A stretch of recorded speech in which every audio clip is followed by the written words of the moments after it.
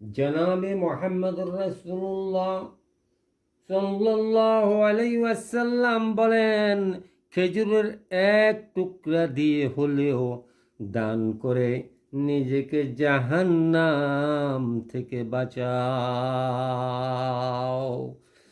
আমি আবার বলছি, জনাবে মুহাম্মদুর রাসূলুল্লাহ সাল্লাল্লাহু আলাইহি ওয়াসাল্লাম বলেন, খেজুরের এক টুকরা দিয়ে হলেও দান করে নিজেকে জাহান্নাম থেকে বাঁচাও। কথাটি সহি হাদিস থেকে এসেছে, সহি বুখারী ৭৫১২। নবীজি বলেছেন, আল্লাহু আকবার, আল্লাহ, খেজুরের এক টুকরো দান করেও নিজেকে জাহান্নাম থেকে বাঁচাও।